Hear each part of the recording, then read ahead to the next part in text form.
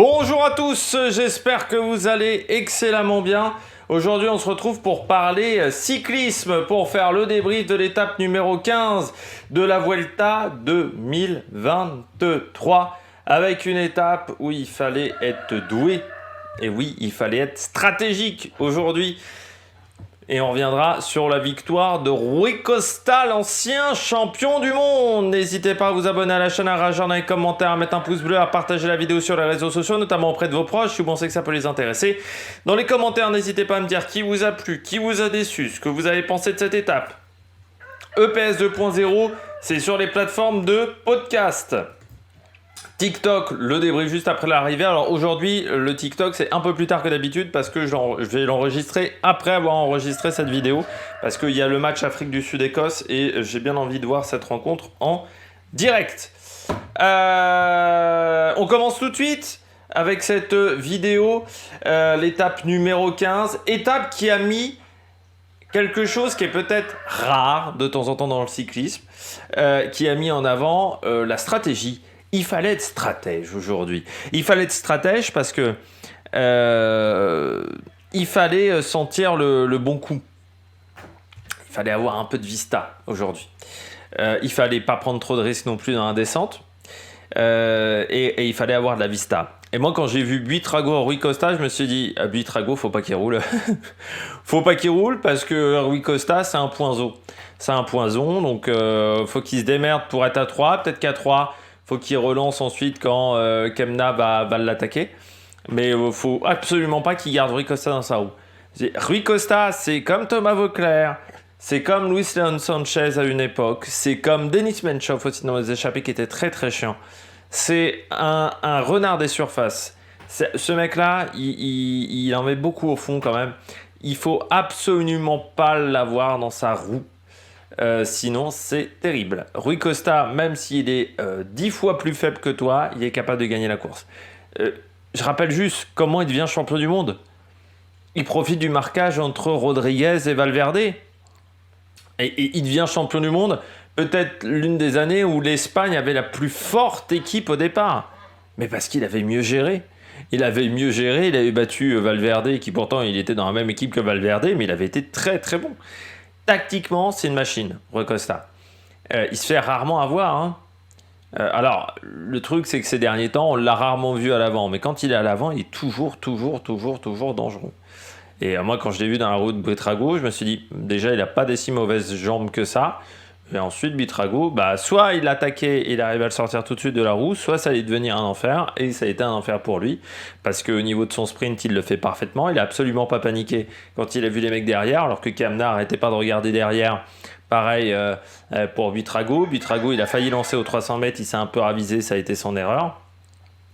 Et derrière, il a été bon, Rui Costa, mais parce que c'est Rui Costa. Voilà. Ça a été une belle étape aussi parce que ça a été rapide, animé, notamment avec beaucoup de rythme dans ce début de journée, avec notamment les UAE qui ont tenté, l'échappée qui a mis beaucoup de temps à sortir. Moi, j'ai regardé à partir de 70 bornes de l'arrivée. Sous ça, je regardais le rugby, je regardais Japon-Chili, qui était un match qui était très intéressant en passant. On fera le débrief demain. Et du côté de l'étape, j'ai bien vu ce qui s'était passé auparavant. Je me suis bien informé. Je me suis dit, enfin, on a une équipe qui essaye de niquer l'hégémonie de la Jumbo. Et enfin, on a une échappée où ça va être très intéressant parce que ce matin, je vous avais dit, ça va être une étape très intéressante au niveau de l'échappée. C'est ce que j'avais dit, on risque d'avoir une belle bagarre du côté des baroudeurs. Eh bien, ça n'a pas manqué aujourd'hui avec une belle étape. Ça sort très proche de l'arrivée, on sort à 80 km de l'arrivée, la bonne échappée, elle sort à 80 km de l'arrivée. Et après, c'était une belle petite étape. Aujourd'hui, j'ai pris du plaisir. Voilà, regardez cette étape. J'ai mis 15 sur 20 parce que on la retiendra peut-être moins que l'étape de la veille. Mais moi, j'aime bien quand il faut être bon en stratégie. Alors oui, certains vont dire « c'est pas le beau cyclisme, c'est pas le cyclisme d'antan. » C'est ceux qui adorent la cérémonie d'ouverture de la dernière Coupe du Monde de rugby, qui pensent qu'en 1700, le monde était fantastique. tu mourrais à 20 ans d'un rhume, c'était fantastique. Mais il y en a même un que c'est rare quand je bloque, quand je signale un commentaire, parce que c'est vraiment extrêmement rare. Vous savez, les seuls commentaires que je bloque, c'est quand il y a des insultes. Et c'est même pas pour moi, parce que je m'en fous qu'on m'insulte. C'est quand. C'est parce que je suis quasiment sûr qu'au niveau du robot YouTube, ça bloque quand il y a des insultes. Enfin, que ça va me foutre des emmerdes. Voilà. Normalement, c'est à toi de modérer tes commentaires. J'ai l'impression que YouTube n'aime pas trop les insultes, c'est pour ça. Et des fois, même, il y a des mots à la con qui ne passent pas. Là, hier, il y a un commentaire, hier ou il y a 2 jours, j'ai vu un commentaire avec on m'a mis plein de ballons avec des cœurs, ça m'a marqué spam. Non, un ballon de rugby avec des cœurs à côté, super. Énorme le spam.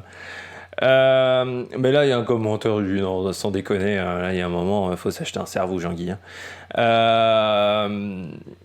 Donc, là, j'ai mis. Je sais plus ce que j'ai mis dans spam. Maintenant, il y a diffamatoire. La mauvaise information diffamatoire, j'ai mis ça. À un moment. C'est rare, mais là, faut quand même pas déconner. 15/20, bah oui, parce que la stratégie, ça fait partie du cyclisme. Je dis toujours, pour un cyclisme, il faut 5 qualités. Je vous le dis assez souvent. Je dis toujours, il faut qualité physique, c'est clair et net, qualité d'endurance, gestion de l'effort. Je dis toujours qu'il faut de la gestion de l'effort. Je dis toujours qu'il faut de l'intelligence nutritionnelle. Ça, j'en parle beaucoup de l'intelligence nutritionnelle. Psychologie. Il faut être fort pour aimer avoir mal et se faire mal. Et je dis toujours, il faut de l'intelligence tactique. Et bien aujourd'hui, il fallait l'intelligence tactique. C'est pas toujours le plus fort qui s'impose dans le cyclisme. Il faut bien se mettre ça dans le crâne. Et oui, excellent coup tactique, mais comme Thomas Voeckler a réussi à le faire certaines années, et on en a parlé notamment lors des rubriques Histoire cette année sur le Tour de France, et comme Jérôme Cousin l'avait fait face à Nils Politt, il faut savoir se servir des autres. C'est pas un contre-la-montre, une course en ligne. Donc il faut savoir être très doué, faire son attaque au bon moment. Et là aujourd'hui, Rui Costa, il a été très très doué dans sa gestion de l'effort. Bon, on passe tout de suite aux coureurs au top. Attaque de Marlou! Du côté des coureurs au top, je commence avec Rui Costa, bien entendu, le coureur d'Intermarché. Rui Costa, il a quand même eu une année bizarre parce qu'il a commencé très très fort sur les chapeaux de roue, un petit peu comme Intermarché. Ensuite, il a un peu disparu. Il faut bien le dire, après février, il a disparu, Rui Costa, jusqu'à ce qu'on se retrouve dans cette situation-là où il n'a pas de contrat pour l'année prochaine. Rui Costa est sur le marché. Je pense que sa victoire aujourd'hui va l'aider un petit peu. Il gagne cette étape-là sur le Tour d'Espagne, alors qu'on ne l'avait pas vu depuis quelques temps. Il n'avait pas été très présent, même sur ce Tour d'Espagne, jusqu'à maintenant. Il avait été assez discret. Mais il faut le dire, du côté de Rui Costa, c'est un super stratège. C'est un super stratège. Quand il devient champion du monde, pour moi, c'était pas le plus fort. Valverde était certainement très fort cette année-là.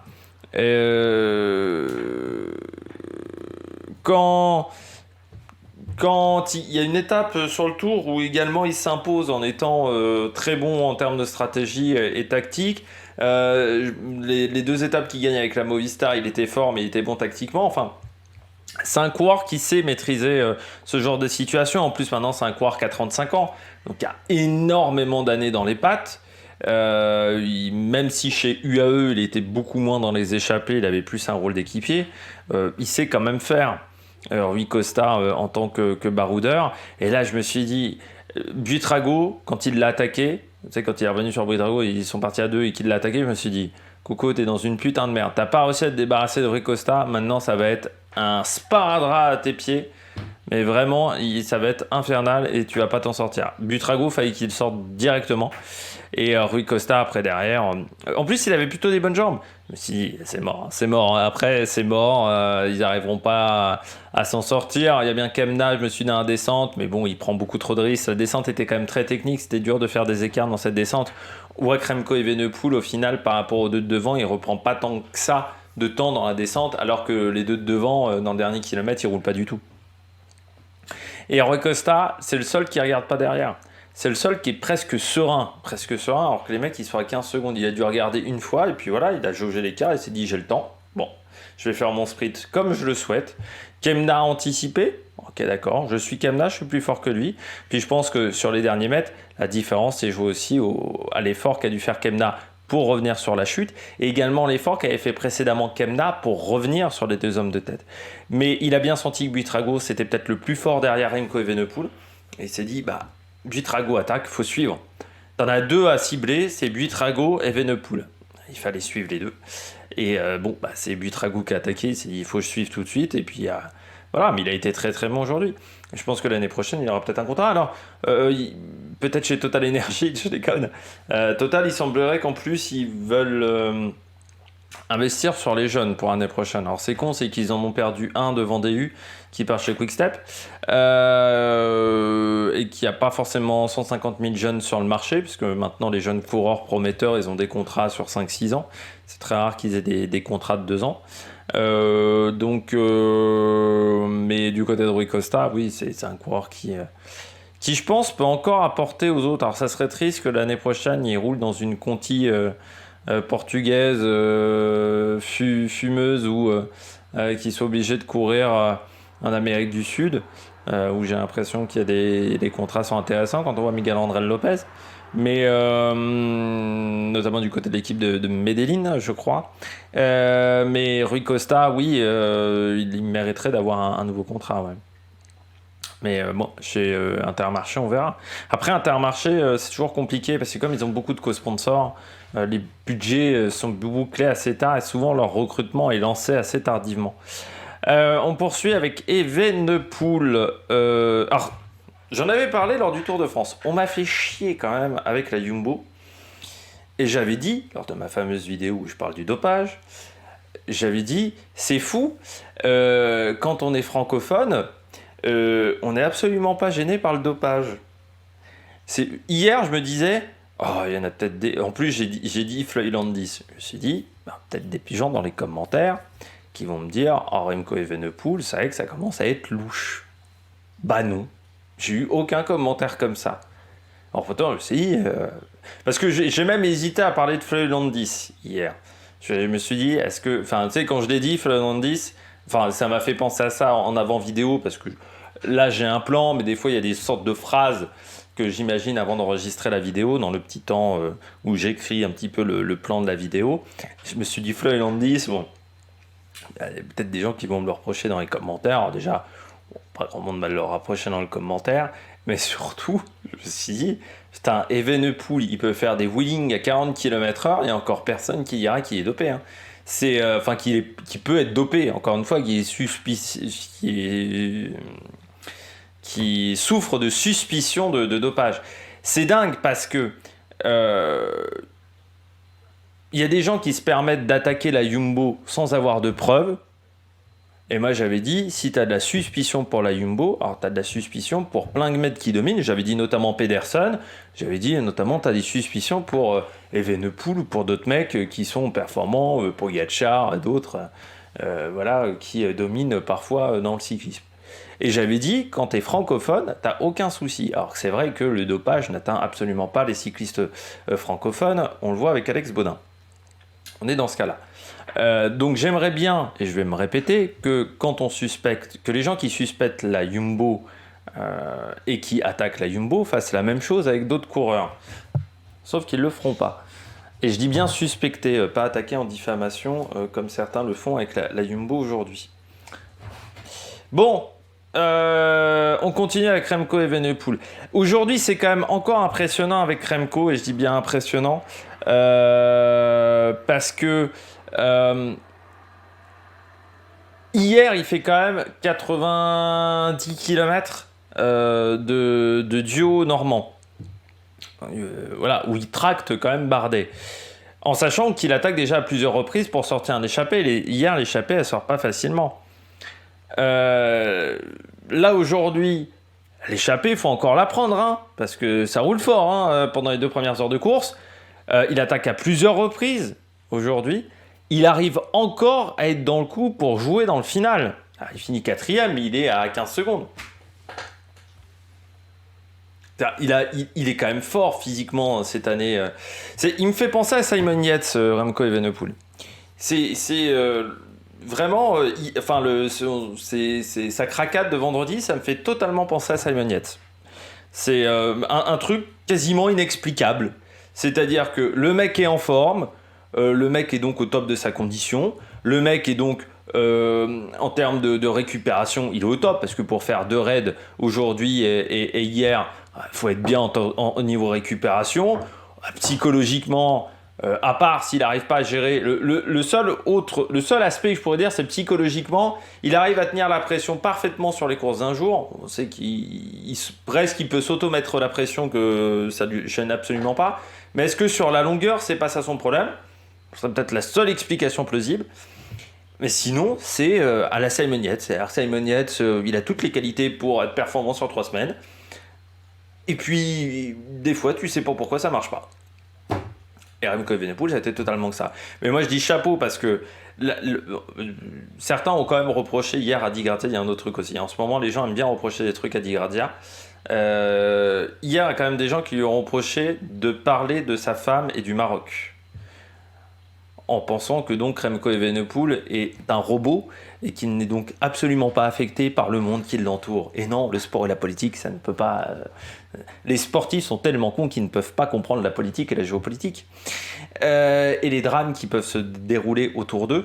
Donc ce matin, il avait quand même un drapeau du Maroc pour soutenir les Marocains. Donc si, ça l'a affecté. Et donc quand en moins de 24 heures, tu as une défaillance terrible, tu perds toutes tes chances pour le classement général qui était ton objectif, et qu'en plus, il y a un drame qui touche la famille de ta femme, enfin, qui touche le pays et peut-être la famille de ta femme, parce que je ne sais pas si encore une fois, il y a des proches de la famille de sa femme qui sont peut-être touchés, j'espère pas par ce drame qui se déroule au Maroc.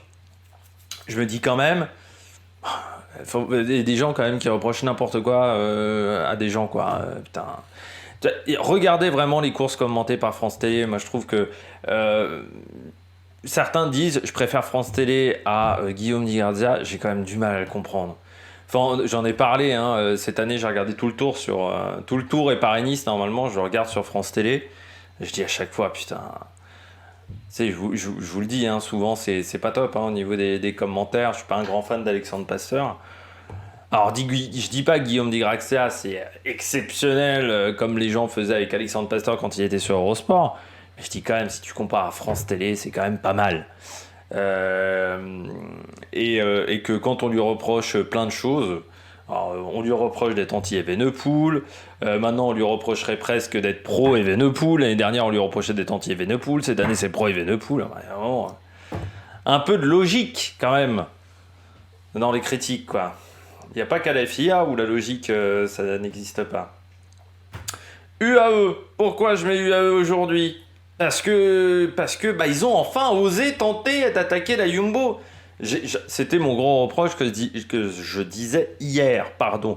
Je disais, mais à un moment, si personne attaque UAE, si personne, attaque la Jumbo, les mecs, ils vont faire 1, 2, 3, et puis limite une pyramide en haut de l'alto de l'Angliru. Et à un moment, il va falloir les attaquer quand même, les Jumbo. Eh bien, UAE, aujourd'hui, ils ont tenté. Alors, ça n'a pas marché, mais au moins, ils ont tenté. Parce que hier, Bora tente rien, UAE tente rien. On n'a pas encore compris la stratégie de la Bahreïn. J'en ai pas parlé hier de la Bahreïn. Je l'ai dit dans les commentaires, parce qu'on m'a posé la question. On me demandait pourquoi, parce qu'il y en avait un qui avait mis Caruso dans ses flops. J'ai dit, en fait, hier, il faut savoir que entre les matchs, c'était assez chaud du rugby. C'est pour ça que j'ai même pas vu encore la deuxième mi-temps de Australie-Géorgie. Et en fait, hier, j'ai regardé la première mi-temps d'Australie-Géorgie, j'ai enregistré après, sauf que j'ai enregistré à 18h50. Le temps de monter, le temps de faire l'export, le temps de uploader et de mettre les tags, et le temps de manger aussi, entre-temps. J'ai fini d'uploader la vidéo, on va dire concrètement, à 20h45 pour une mise en ligne à 21h. Donc ça a été assez chaud, et si j'avais fait un passage sur Caruso, j'étais pas bon au niveau des délais. Donc je me suis un peu limité, mais c'est vrai qu'hier, la Bahreïn, j'ai pas compris leur stratégie. De rouler pendant 15 km alors qu'il y avait déjà 8 minutes d'avance, Je comprends pas l'intérêt. Ou soit il commençait déjà à faire les comptes d'apothicaire en disant oui, mais là il va revenir à moins de 5 minutes de nous. Enfin, je sais pas. Mais du côté du AE, ouais, enfin une attaque, ça fait du bien. Ah, ça fait du bien. Enfin une attaque, enfin une stratégie, on tente quelque chose pour déstabiliser Jumbo. Bah oui, enfin, quoi. Et il aurait peut-être fallu le faire la veille, parce que ça aurait peut-être mieux marché hier. Andreas Kron, c'est bien ce qu'il a fait aujourd'hui, le coureur de la Lotto. C'est bien, il finit 5ème. Ouais. Ça fait encore des points. Lotto Destiny, ils font une bonne Vuelta en termes de points UCI. Parce qu'il y a eu Van Edvelt, là il y a eu Andreas Kron. Contrairement aux deux autres grands tours où ils ont été assez transparents au niveau des points UCI, enfin sur le Tour de France, c'est encore Campenart quand même. Et Caleb Ewan qui avait pris des points. Mais c'est vrai que c'est pas mal. Et Andreas Kron, c'est parce qu'on me l'a mis dans les commentaires ce matin, et c'est vrai que ça fait partie des coureurs. Je ne sais pas pourquoi il y a des coureurs comme ça, où on n'y pense jamais. Pendant très longtemps, je disais que c'était... il y avait Fuglsang, par exemple, moi. Fuglsang, je le mets jamais. Enfin, à l'époque où il était fort, Fuglsang. Maintenant, c'est moins le cas, mais je le mettais jamais parmi les favoris. Ça fait partie des coureurs, voilà, Andreas Kron, auquel je pense jamais, quasiment. Et c'est vrai que ce matin, quand on me l'a marqué en me disant moi je le mettrais bien au top, je me suis dit ah ouais, bah c'est vrai que c'est pas con, c'est pas faux, tu vois, comme dirait Perceval. Parce que ouais, bah, du côté d'Andreas Kron, c'est un coureur qui a les qualités sur ce genre de terrain. Alors il a un profil qui est assez atypique parce qu'il est pas suffisamment bon puncher pour aller jouer les classiques ardennaises. Il est pas suffisamment bon pour les pavés pour aller jouer les classiques flandriennes. Donc il a vraiment un registre qui est assez restreint en finale. Mais dans ce registre-là qui est restreint, c'est-à-dire de puncher avec des cotes à 5-6%, on va dire, c'est encore un petit peu en dessous en termes de pourcentage de Benoît Cosnefroy, et bah il est très difficilement battable. Alors aujourd'hui, je pense que les cotes étaient un peu longues pour lui. Puis surtout, il fallait enquiller le début de journée. Mais c'est quand même très bien ce qu'il a fait, hein. Et puis bon, peut-être que le lendemain de la journée de repos, il y a une étape qui est intéressante pour les à Bérès mardi. Bah ça peut lui convenir aussi, peut-être Andreas Kron. Alors peut-être qu'on prendra Van Edvelt, parce que c'est vrai que Van Edvelt, à Bérès, ça peut être bien aussi. Mais on verra. Mais ça peut être vraiment quelque chose de très très intéressant. On regarde tout de suite les bonnets d'âne. Du côté des bonnets d'âne, eh bien, je commence avec UAE, avec Alpecin, pardon. Pourquoi j'ai mis UAE Alpecin, pourquoi? Parce que... Alors, je comprends l'idée, on va dire, de rouler derrière Remco Evenepoel. Bon, voilà. Même si, ce matin, ce soir... Remco Evenepoel est encore quand même à 70 points de Cadengrove. Ce qui fait encore loin quand même. Mais bon, il dit pourquoi pas rouler derrière. C'est vrai que c'est potentiellement, avec Andreas Kron, ce sont les deux mecs les plus dangereux presque maintenant. Même s'ils sont quand même loin. Mais tu le fais pas quand tu es déjà à plus de 3 minutes de retard. Surtout sur un parcours comme ça. Parce qu'on savait très bien que dans le circuit final... il y avait peu de moments pour s'organiser et il y avait peu de temps où tu pouvais vraiment rouler à fond. Donc c'est-à-dire que si tu as 3 minutes de retard à 40 km de l'arrivée, c'était mort. C'était trop tard. Il fallait laisser partir Evenepoel. C'était fini. Après, tu aurais pu aussi demander de l'aide des équipes du classement général. En disant, bah moi je peux bien laisser Evenepoel repartir à moins de 3 minutes. Laisser repartir Evenepoel à 8-10 minutes, t'aurais pu dire avec, je sais pas moi, Bahreïn ou Borans Grohe qui est dans le top 10, dire bon bah on collabore ensemble, tu vois, entre les équipes, vous m'aidez pour le maillot vert et moi je vous aide pour le maillot, votre classement général. Bon, on sait très bien que maintenant les alliances dans le cyclisme moderne ça n'existe plus, ce qui est bien dommageable parce que ça fait partie de la stratégie. Mais Alpecin, c'était trop tard. C'était beaucoup trop tard quand ils ont commencé à rouler. Ce qui fait qu'ils se sont épuisés. Ça va peut-être avoir des conséquences, notamment sur l'étape 19, qui peut convenir aux sprinters, où ils manqueront peut-être de main-d'œuvre, parce que ce n'est pas les autres équipes de sprinters qui les aideront. Et il aurait peut-être fallu être un peu plus... Ouais, un peu plus... Soit il fallait rouler tout de suite et rouler très fort dans ce cas-là, soit c'était trop tard et t'avais raté l'étape.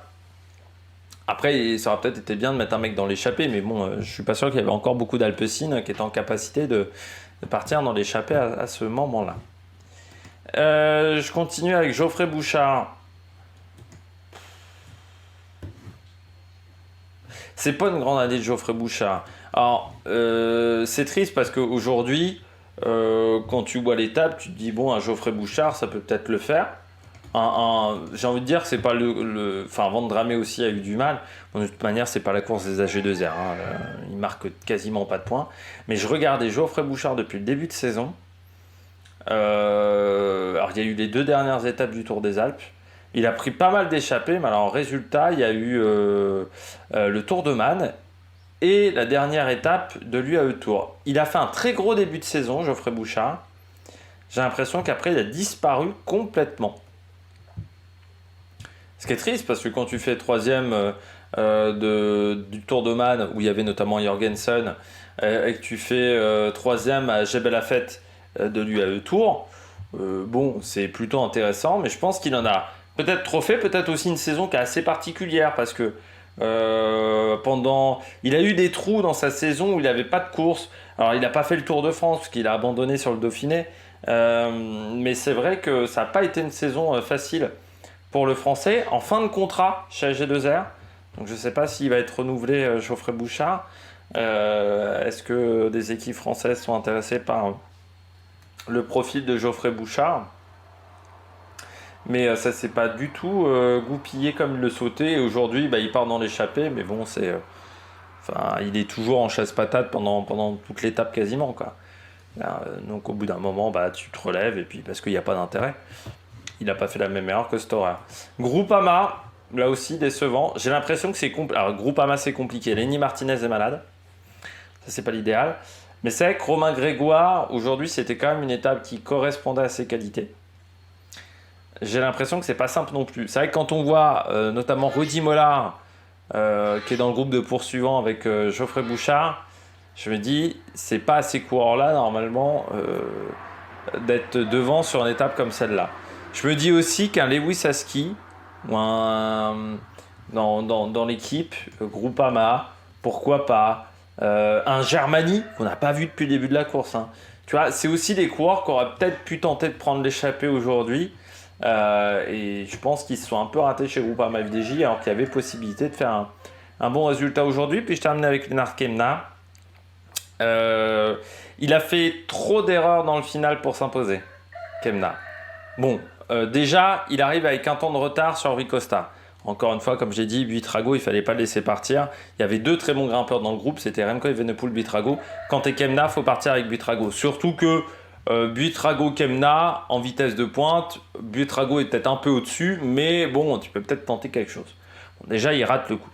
Ensuite, il revient dans un second temps, donc sur ce groupe-là, mais au prix quand même d'un gros effort, parce que c'est le seul qui arrive à revenir au final sur Buitrago et Costa. Tu entames la descente, tu prends un petit peu d'avance, sauf que vu l'effort qu'il avait fait précédemment, je pense qu'il était plus hyper lucide. Il rate complètement l'épingle. Enfin, on savait que la fin de la descente, je vous en avais parlé ce matin, la fin de la descente était technique. Je vous en avais parlé qu'il y avait 3-4 épingles auxquelles il fallait faire attention. Là, c'était pas le virage le plus dangereux sur la carte, mais vu la largeur de la route, il fallait faire attention. Et il rate complètement son virage. Il va tout droit parce qu'il rate complètement. Bon, il revient à 1 km de l'arrivée. Tu reviens à 1 km de l'arrivée, il faut attaquer tout de suite. Voilà. T'as Rui Costa de toute manière. La manière dont ils ont couru, ça a emmené Rui Costa du tapis rouge, sur 2 velours. Fallait suivre, et puis ensuite, fallait rouler pendant le dernier kilomètre, tenter le coup. Voilà. Bon, il lance son sprint à 250 mètres, il lance son sprint en première position.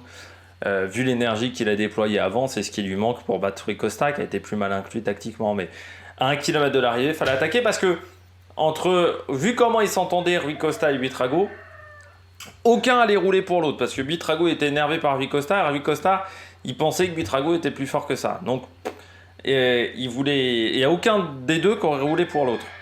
Donc, il y avait vraiment une possibilité de faire ça. Et je pense que Kemna, il se doutait que les deux s'entendaient pas bien parce qu'il les a vus ne pas s'entendre. Il a vu comment il est revenu quand même. Donc là, il y avait mieux à faire. Voilà, en intelligence tactique, ça n'a pas été suffisant. Bon, bah, je crois que nous, on a fait bien le tour de cette étape. On se retrouve mardi pour faire la présentation de l'étape numéro 16. Une étape qui sera encore pour baroudeur. À Volato de l'Angliru qui, je crois, est mercredi de tête. D'ici là, n'hésitez pas à vous abonner à la chaîne, à rager les commentaires, à mettre un pouce bleu. Puis nous, on se retrouve pour de nouvelles aventures sur l'Amérique Production. Ciao, ciao!